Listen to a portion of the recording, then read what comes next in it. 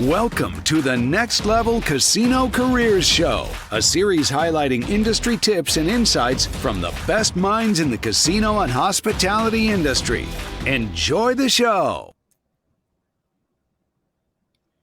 Hi, everyone. I hope you're all having a great day. Joining me today on the show is Margie Ferree Jones. She is the interim dean of the Collins College of Hospitality Management at Cal Poly Pomona. How are you, Margie? I'm well, thank you, Peter. Nice to see you. How are you? I'm doing great. Yeah, it's been a couple of months since I've seen you, and was just so excited when we spoke and when we had lunch. And I was like, I got to get Margie on the show. She's going to be great. So I'm really glad we found time to talk. It just passed graduation, right? So you're just getting past the school year. We are. Yeah, we've had a big few weeks since we saw you last. We had our big fundraiser and over 550 people there and raised some scholarship money. And we had a big party. And then we had a major commencement, which was so exciting. This is our second year back live, and the students were just jumping up and down. I think the faculty and staff were jumping up and down just as much. So we had a wonderful evening Wednesday, and now we're kind of taking a breath and starting to plan for next year.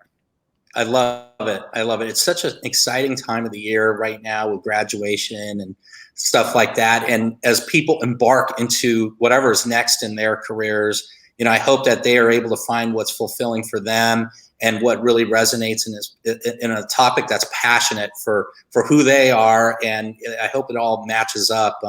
Speaking of that, let's talk about your origin story.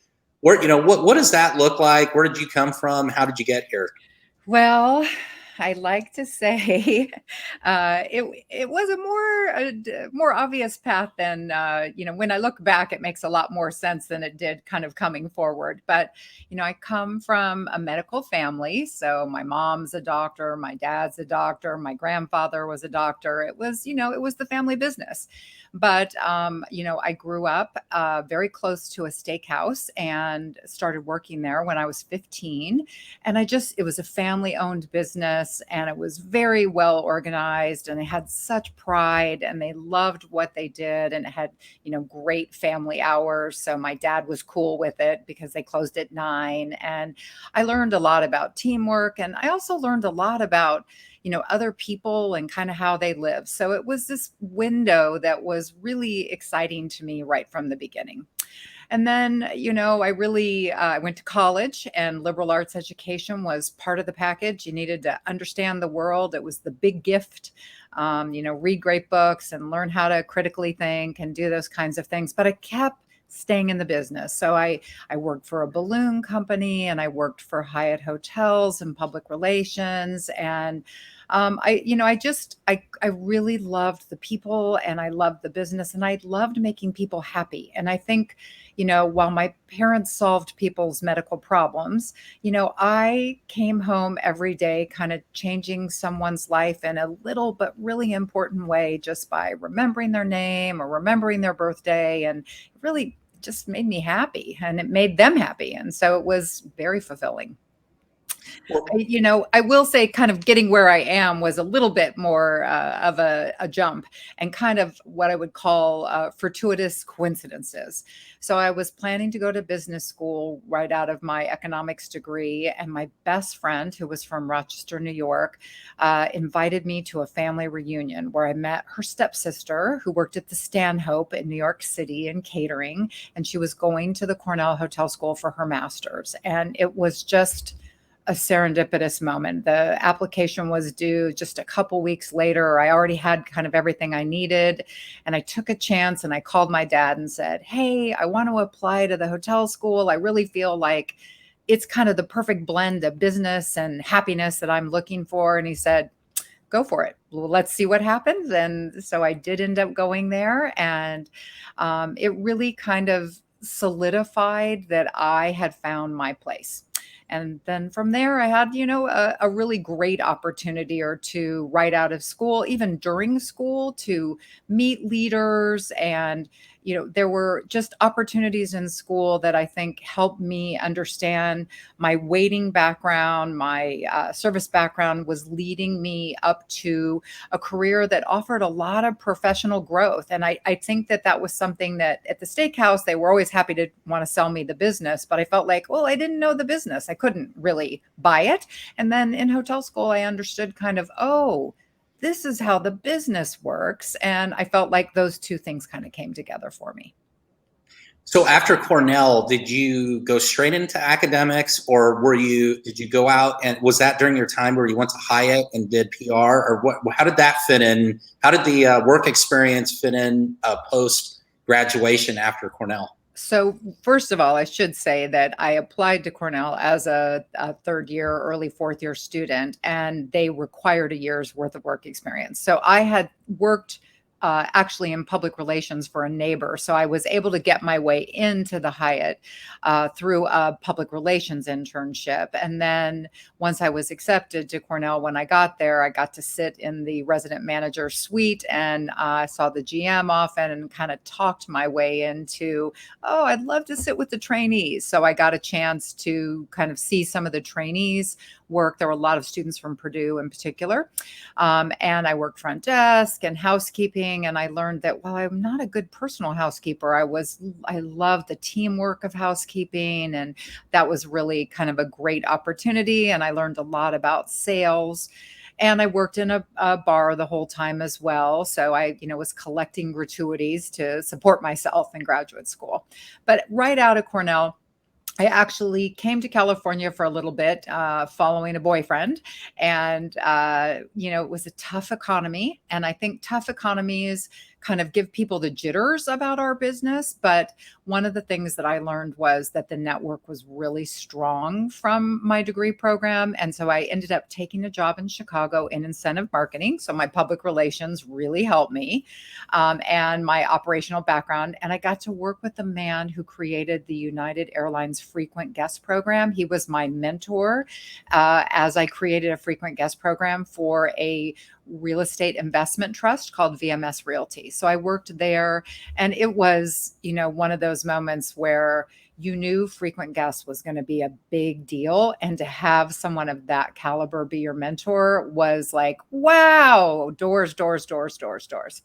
But the tax laws changed. So that economics degree kind of came in handy. And I realized that real estate investment trusts were going to change. And I had always had this dream of working in five-star service.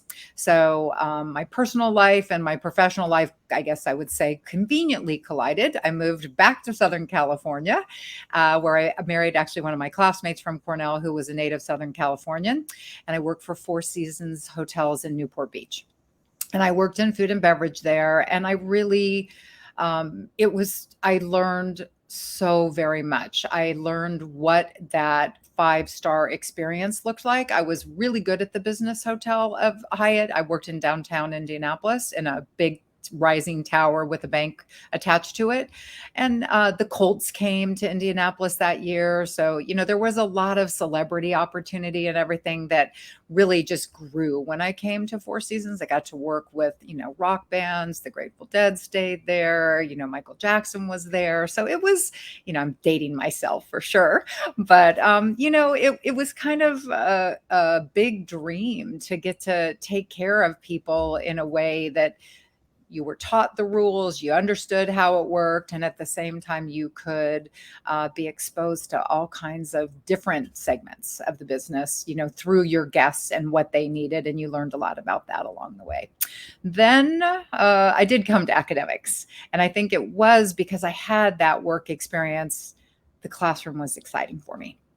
And I actually kind of came on a whim, and my husband was working for Arthur Andersen, and it looked like we were going to be transferred. And so they gave me a 10-week chance to prove myself.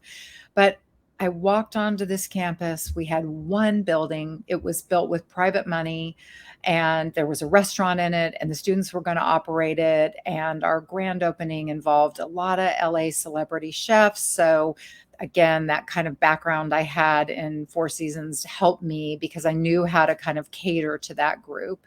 And, I had this great combination of operations and teaching together. So I taught wines, beers, and spirits. I was the graduate teaching assistant for the wines class at Cornell, which is a 500 student class, now today a 700 student class. But so they gave me a chance to do that. And I worked in food and beverage at Four Seasons. So my wine, had worked at a wine bar. Wine was really a thing. And, certainly coming to California, knowing something about wine was a check mark I think they were willing to take a chance on. But I also taught supervision and purchasing. So it was all at night, and it was me, and me. I was 27 years old, and I just loved it. I loved the students. They were working professionals who were getting degrees to grow their own lives. And I think that really made a difference. It just, they liked that I had come from industry, and I stayed in the industry by talking to them and going to see them and work with them. And I like to say the rest of it, I just grew up with the place and kind of took chances along the way. Working 10 weeks at a time is risky business, and it's not for somebody who's going to support a family. So I did start a family in the kind of early 90s and stayed on and kind of grew the portfolio of things I could teach, which meant, it was pretty demanding. And then had a boss along the way who said, it's Ph.D. or bust. So 2 kids, a full-time job, and a husband who traveled. I signed up for a Ph.D. program and pursued the tenure track. And, it was one of those moments where it was get on the bus and be full in, or, make another choice. And I couldn't imagine my life without the classroom and without this environment. There was just something for me. I knew who I was, and kind of helping people find out who they want to be is that same kind of aha moment I had about the hospitality industry. So it was kind of serving a different audience, but helping them figure out how to serve the audience we both loved. And you've done such a spectacular job helping grow that program over there. And we'll come back to that later in the program. But you said a few things on your story that just kind of resonated with me that I think the audience would love to hear more about. And it was that, what struck me was that you had mentioned your experiences, but it wasn't always linear.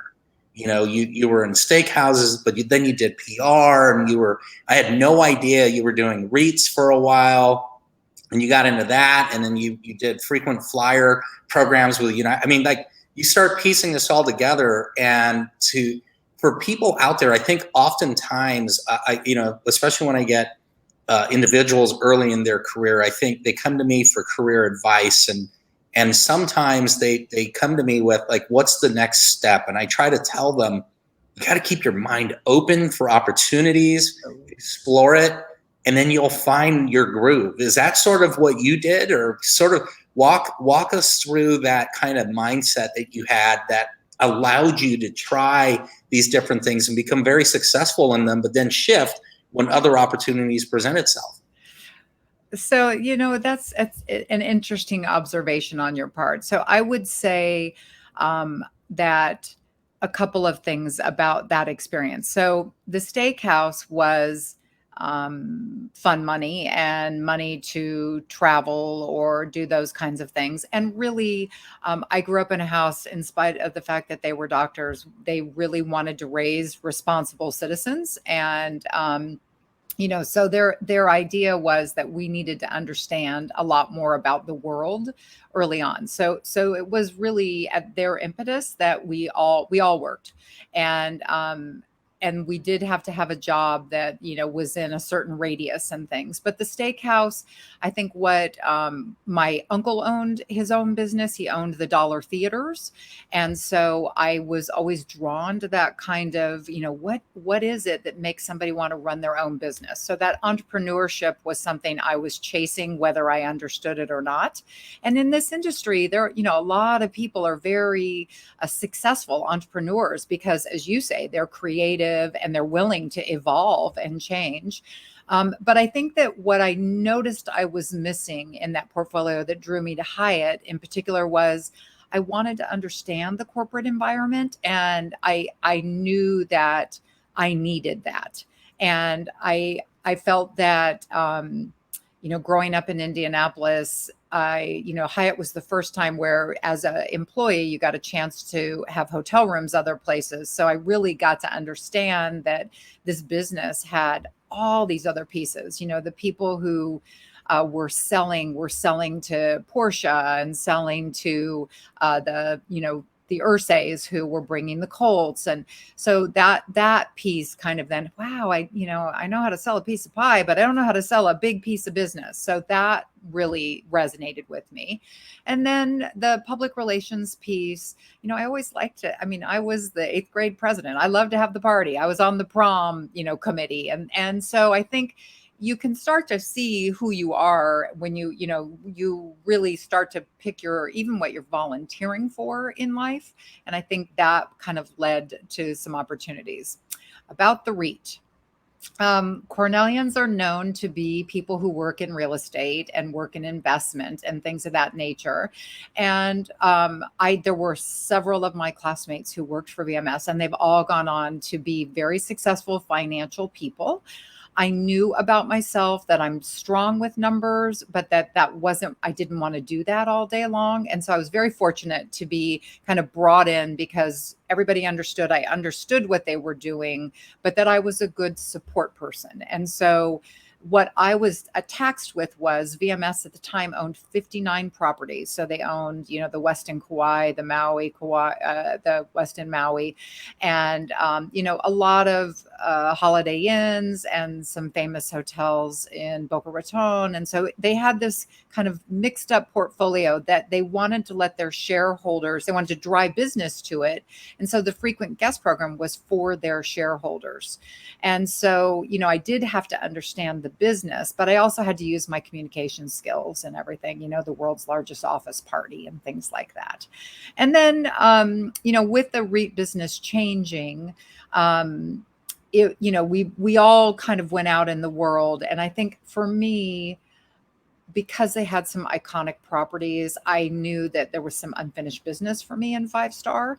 And I went to work for a man, his name is Ali Kasiki, and he ultimately was the managing director at Peninsula and opened the Montage Beverly Hills. And he was a tough boss, but he could always really see the future. And he would push you to be your best. And as tough as that was, I'm a bottom-up manager. I like people to be happy. I like to grow people. And he was really good at enforcing standards. And he was good at pushing you to be the best you could be. And so as uncomfortable as that could be, I am so grateful. And we've actually had a chance to work together a couple of times since. So Sunnylands that opened in Rancho Mirage, we took a group of students out there and helped open that, where they got to wait on Bill Gates and Condoleezza Rice, and they waited on Supreme Court justices, and they really got to see that whole think tank thing come together as well. So I guess what I would say is, if you are open-minded, it's sky's the limit. I mean, it's just crazy. You just have to be willing to say yes, and you have to look at your themes. That I think the themes do come together for you, but sometimes I think if I had any advice to my younger self, I would say listen to your gut. You got this, instead of worry so much about what other people are telling you. It's okay to bump up against no, and bumping up against no helps you refine and define what you care about and what drives you. Absolutely. And I think, in today's world, I think there's a term now, emotional intelligence or self-awareness. Those terms, at least for me anyway, and I began my career in the late 80s, early 90s as well. There was no such words or concepts at all. I mean, you never found anything related to that. Maybe there were some sort of remote. I mean, this is also pre-internet, so it wasn't that we had Google. Like, we couldn't search every article out there, right? So I'm sure there were articles, I just couldn't find them. But in today's world, it's sort of a thing, and you see it often. On LinkedIn, you'll see a lot of posts related to emotional intelligence and memes and such. At the Collins College of Hospitality Management, is there a curriculum around emotional intelligence, or a class, or is there how do the advisors support the students in that regard? I just don't know if it's a thing that's now programmatic and in the academic system or not, or how's that addressed? I would argue that it is addressed both academically and co-curricularly. So Okay. but let's talk first a little bit about the academic pieces. We are working with them in a professional work experience class where they are doing a lot of kind of self-discovery and strength finders, skills quests, things of that nature that kind of help them understand unconsciously what they're drawn to or what they're good at based on how they answer that battery of questions. In our human resources class, they also do a fair amount of discovery about preparing for an interview, and preparing to interview others is another way you learn about, your own EQ. And then we have a capstone course in strategic leadership where they absolutely do, a pretty deep dive in motivation, intrinsic, extrinsic, and resilience and things of that nature. But I would say that probably the biggest thing we do that is kind of an imprint for us is the group projects. So you're really working with a group in probably 50% of our courses, in either small assignments or in major assignments, kind of as we progress. And then co-curricularly, we have career services, and we're bringing a lot of companies in and doing lunch and learns with our board of advisors, where they're trying to kind of help people better understand. And we say priming for the interview is something where, know who you are, be able to tell your story, elevator pitch, things of that nature. That's fantastic. And I'm so glad to hear that the college offers that sort of, educational experience where they can put, I think a lot of times people are nervous to practice these things. And when it's out in the real world, there's a lot at stake, right? It's your job. It's your, potential Right. livelihood. But to be able to do that in a safe space with students and with groups where it's really about learning and learning more about yourself and getting, like I like to say, you got to get the reps, and sometimes I'll tell younger folks that are just starting out their career, if you can get an interview, just do it, so that you can do 100 interviews, so you can practice your interview style. So when you really go to interview for a job you really want, you've already had the reps involved. And, there's no harm, no foul in trying some of these techniques out. But until you try it, you don't know. So true. We have something called Big Interview, which is they videotape you, and then you get, you make an appointment and you get a readout on, what you did you say, too much, were you putting your hair behind your ear too much, things of that nature, how quality is your answer, things of that. And that is a service I think it really helps students. But kind of something you said that I think is key about interviewing is we do have a few courses where they go out and have to reach out to somebody in the industry they think they want to know. And I think mentors are really critical. And that's what I'm hearing you say, that I think, you're building an informal network, and it should be a formal network. And I think that's my big kind of push for our students. Don't just do what's convenient for an assignment. Kind of look for the person who's really going to be able to answer the questions you want answered about what's next, or, what does your day look like? What does your day look like, Peter? That's, probably not something that most people understand. And so we really try to do some of those things. And I even try to do that even with the students on the other side, like, how many jobs are you working and what's going on, to kind of role model that for them, what they should be asking about. Yeah. And, another thing is the students that are in your class together, your cohort, oftentimes they're great people to network with. Now they themselves may not be in a position that could help, but oftentimes I find like their parents are fascinating, and maybe their parents know somebody. And they're like, well, I always grew up knowing them and they're not interesting. Well, but maybe not to you, but to me, they're extremely interesting. And to have that, sort of connection there through the cohort, I think is very valuable. So, what I hear, this is so fascinating because I didn't know about all these. That big interview is I think extremely important. We do something very similar for our executive team here at Yamava, where we do PR training, where they go through a mock interview. They get recorded a mock, news interview, where they get to see how they would present themselves on TV if in the event they were called, to do an interview, that they won't feel nervous being in front of the camera for the first time. And so it's a similar tactic, but for different reasons. So I absolutely love it. And that's such a modern approach to today. How do you keep your curriculum? Because I know you helped build this program for many years. It sounds wonderful. How do you stay current and are able to integrate and especially in today's world where technology and social media and now AI, how do you stay on top of these very fast developments and being able to bring that into the curriculum to stay relevant and attractive for students for the next wave of students?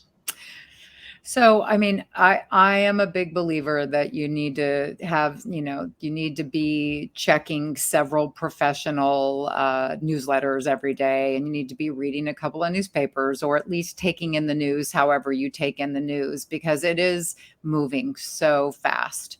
And the AI piece is really, it's crazy. In the Wall Street this morning, talking about, all the software that was so successful, the chips that were so good for crypto are now going to be fantastic for AI. And, I guess what I would say is AI, our industry, we're really going to need to know how to integrate it and understand what the customer wants in the way of AI. And ChatGPT has been a huge thing in our space as far as, what are we going to do about monitoring it with students? How are we going to embrace it?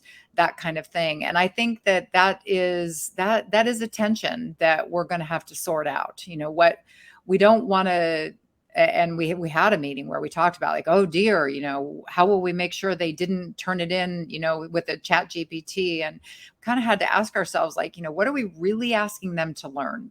So I think one of the things I think that is solid in a curricular decision is, what is that foundational outcome you need? And there are often lots of ways to arrive at it. And so the integration of technology, certainly the pandemic, we had a fast learning curve, and the campus came up to speed at a crazy pace. It was incredible.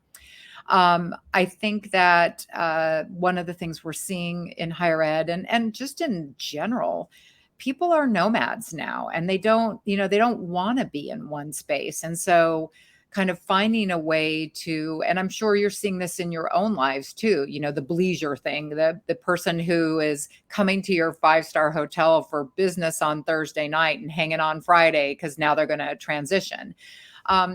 We have kind of a similar reality. How can we help them get their education completed in a way that doesn't disrupt their lives, but at the same time gives them the best of what we have? So we have this incredible physical facility, and there are some things that people just have to do, right? You just have to be with people. So one of the things we saw this year, just record attendance at any kind of in-person event. Record attendance.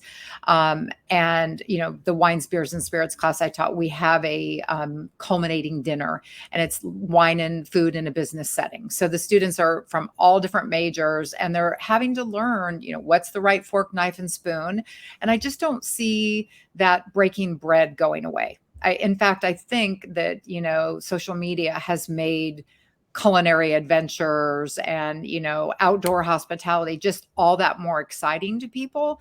And so we're trying to figure out, we bring it to them co-curricularly a little bit and kind of test the water. So we're going to do an innovation series in the fall and have 3 or 4 people from outdoor hospitality come in and talk. And, those are the same people that are providing stadiums and, all those business, corporate business environments and things. So companies of that nature are definitely getting a little bit more play. We have a lot of our students who work at SoFi, for example. And, they're drawn, much in the way that anybody is, that incredible combination of sports and entertainment and food and beverage and things. So food and beverage is a foundation for us. And I think what we're seeing is that, pop-ups and, that we're trying to chase the industry as quickly as we can, but we're also trying to not wear ourselves out. So we're balancing that foundational skill set against what's new and trending. And so we're teaching how to look for trends more than we are trying to chase them. Well, that's great. Yeah. And I would say that social media has actually helped. As to your point, I think it's actually supercharged hospitality and entertainment, because I have never seen so much creativity until, I would say the last 10 years. I've just seen the creativity level for restaurants in particular jump way up. And now you're beginning to see it with hotels and rooms experience. What was once acceptable to have, 500 of the same room types is now no longer acceptable. People are looking for an experience of one. And while it's very difficult to do that with 500 rooms, I think it shifts the focus to, well, if we have 500 rooms, how can we make them feel as if it's an experience of one? So the comes back to that guest experience and service, which I think you've talked so wonderfully about in your career, which I want to bring to, when you're talking about creating memorable experiences, are there any keys that when you go to plan, and I think you mentioned the biggest shareholder party or something like biggest owners party in the company, I love things like that. And I love to hear about your signature galas that you're doing at the college. What are your keys, like just a couple of takeaways that you focus on and you share with the students? Like, if we nail this, it will be memorable for everybody here.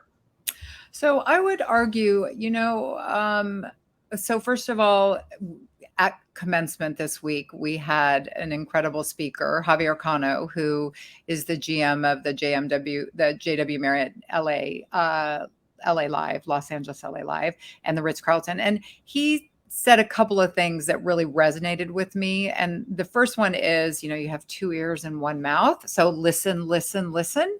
So I would say that customization is really about understanding what somebody really wants. In the same way we teach conflict resolution that way, listen first, talk less. So if you are gathering information for that customized experience, and you can really drill down on what is the purpose, then I think that's a key thing. I think people, to your point, there's so much to see on social media and everything. What I'm constantly having to do is say, take away, not add. And, try to stay true to yourself. Why are you here? What are you trying to accomplish? So planning around that is really key in a big event. And, so for our fundraiser, our purpose is to highlight the talent that comes out of the college in any way, shape, or form, and to have a good time. And so, kind of with those, we want to raise money, obviously, but we believe that when we showcase the talent and we plan for a good time, the fundraising flows. That's easy. And so it is so networking is kind of a key thing for almost any of the events you talked about that I've been doing. And networking is done one day at a time, not one invitation at a time. So I guess what I would say is one of the things I'm constantly, and to your point about this cohort and your peers and everything, at commencement, those students that are taking our restaurant operations class together, they're lining up together. That's where they've done the hard time together. And that's where they really know each other. I have a group of alums, I love to talk about. They're Philadelphia Eagles fans. And they love to drink wine together. And one of them owns a group of restaurants, and one of them is a consultant, and one of them kind of bounces in businesses. But, their collective spirit is that, they like to have a good time together. So, what is a good time? What is fun to somebody, I think, is different. What you enjoy doing may be different than what I enjoy doing. So getting out of your own head and saying, oh, this is what is fun, but asking is the other thing I think is key to really planning a good event.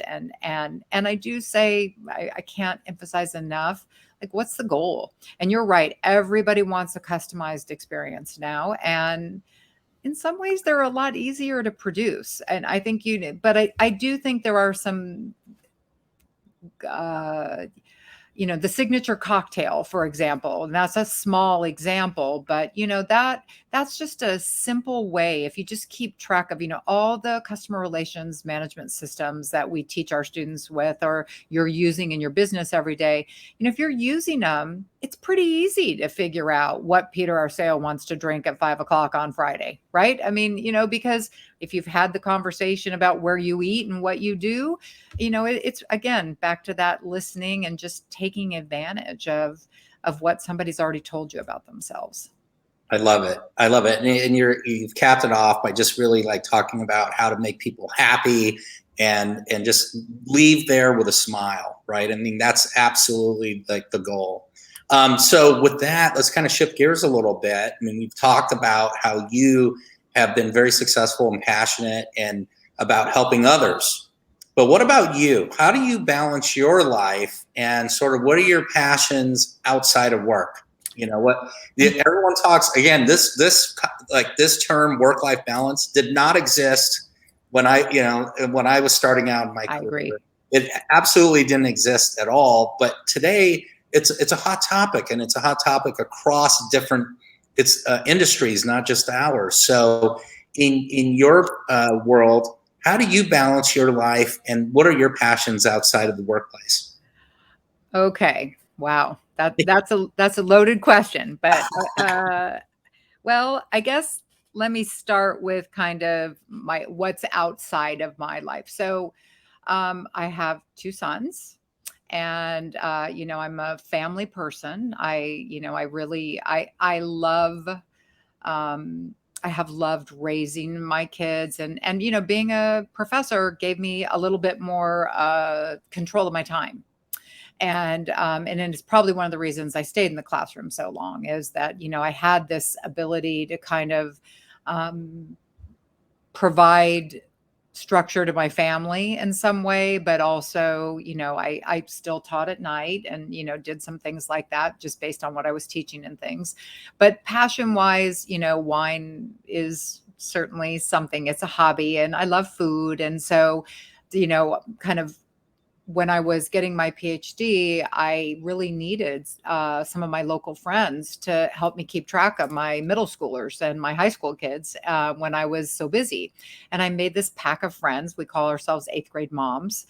And, initially our purpose was to talk about our kids and where things were in the schools and everything. But we did it at restaurants, dives, checking out new clubs, things of that nature. So one woman's brother-in-law owns a restaurant. One woman is just, somebody who chases food and loves to cook. And, I obviously have it in my actual profession.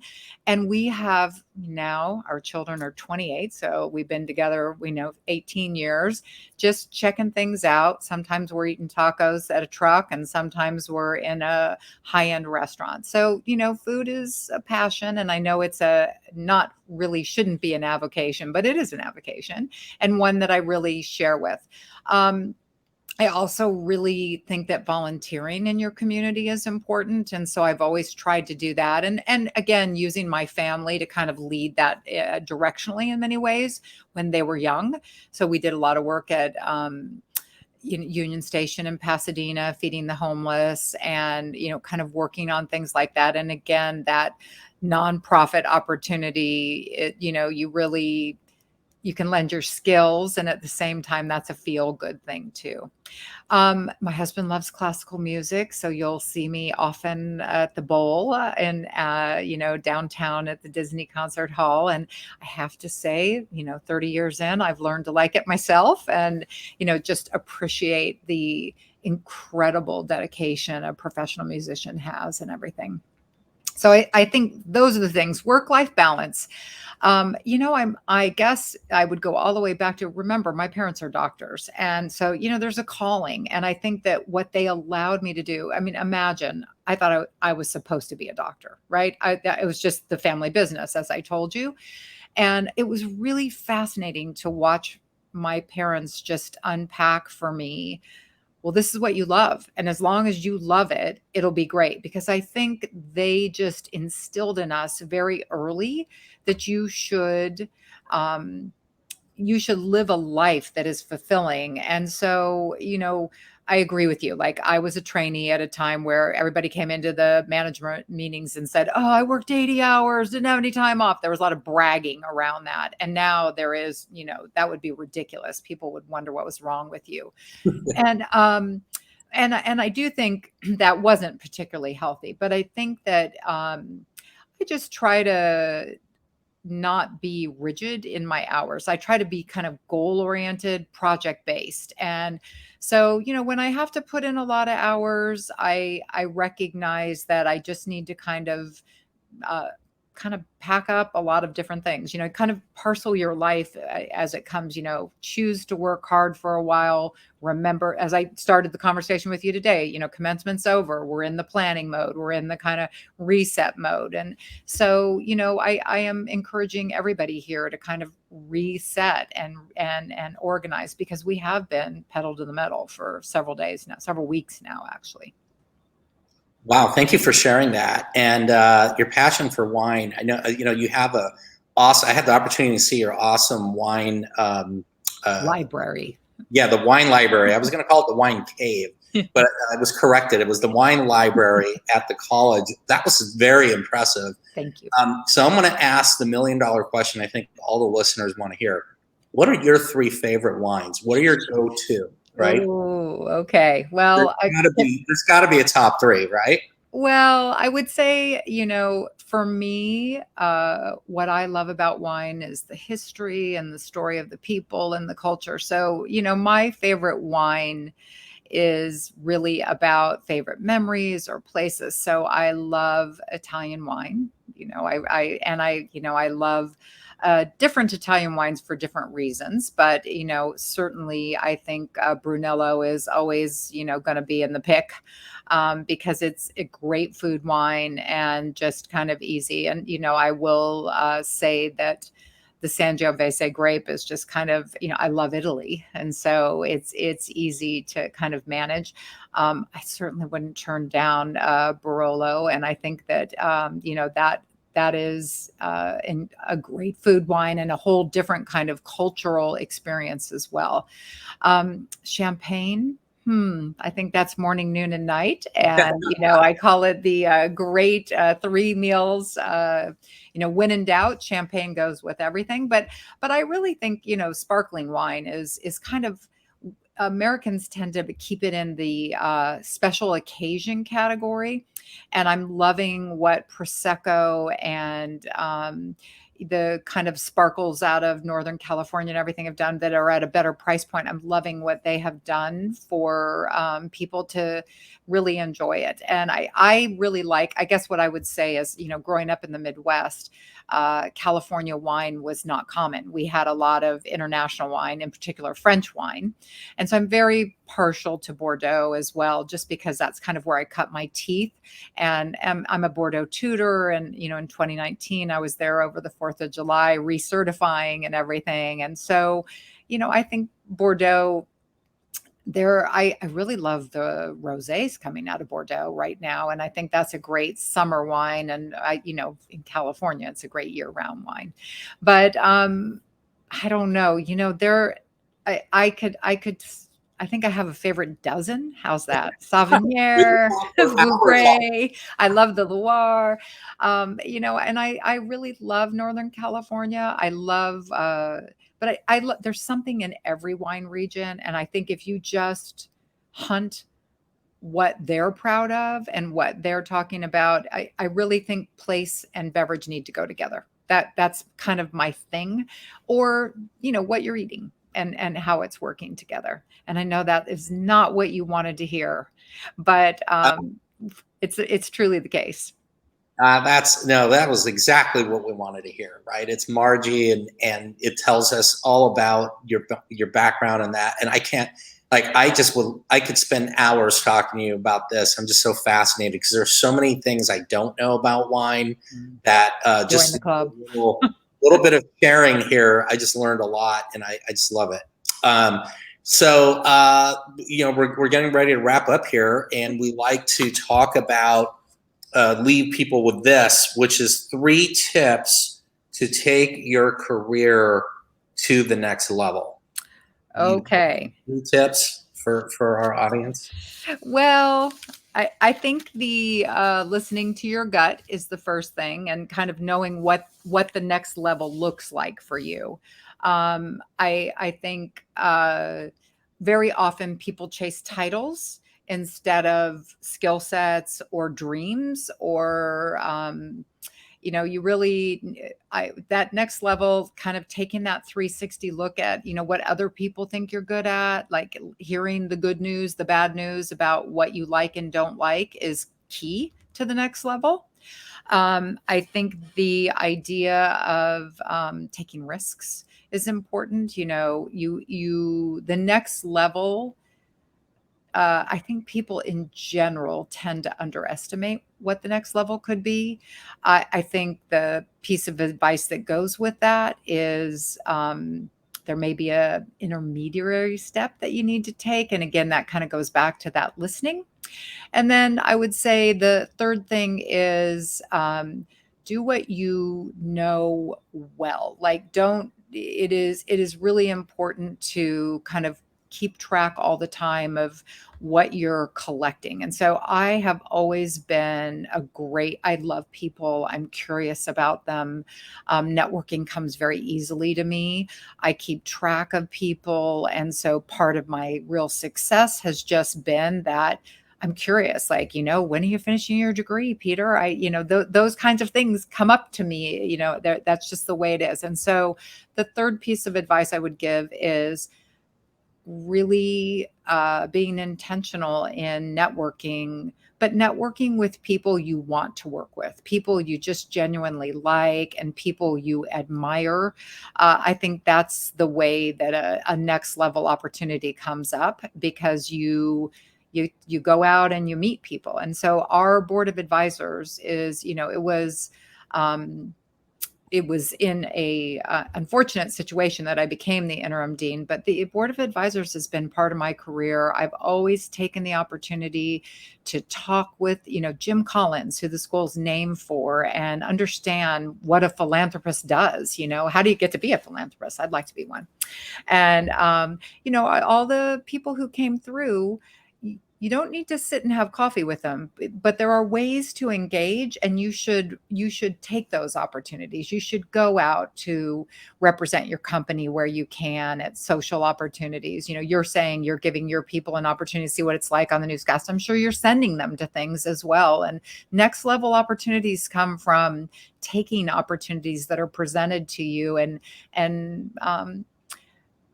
representing. I guess that's the real thing, representing and showing people what you're made of, that you are steadfast in being competent at representing the company, representing yourself, representing the team. It is, I think a lot of people don't value the opportunity to brag about the people you work with. And I think the team is part of what makes you strong.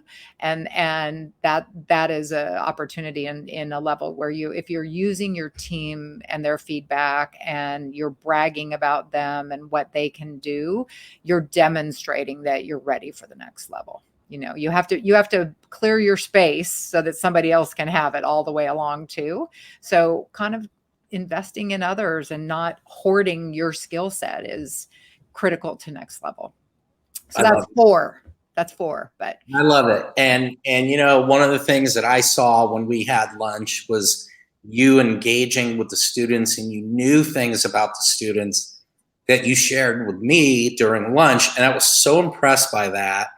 And then I think that your networking message has gotten out, because I think I shared with you that during my visit, one individual who wanted to get into the casino side of the business introduced herself. And you know, I could tell it was not easy for her, but she did.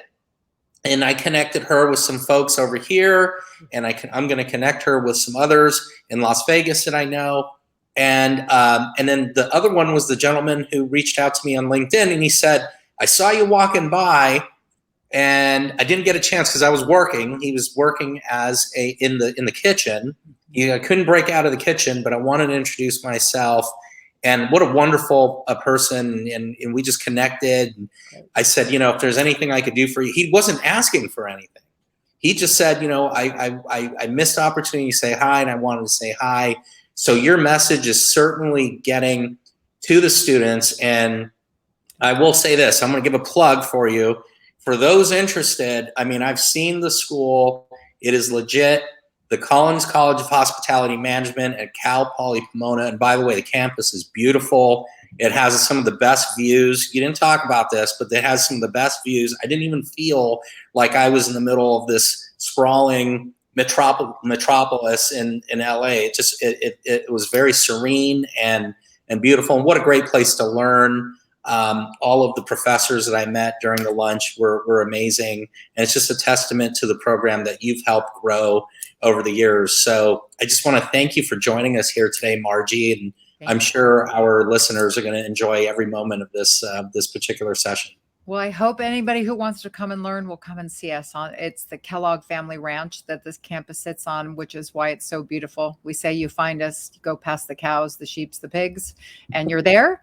But, you know, we're 50 years strong and planning for the next 50. And we really hope that the casino business will be a bigger part of our students' lives, because you're doing such cool things out there. It's really, the Yamaha Resort is incredible. So thank you. And thank you for keeping track of those students. And hopefully someday I'll be hearing about them leading departments and things. That would be exciting. That would be very exciting. Thank you for joining. Thank you, Peter. Check out more episodes on nextlevelcasinocareers.com.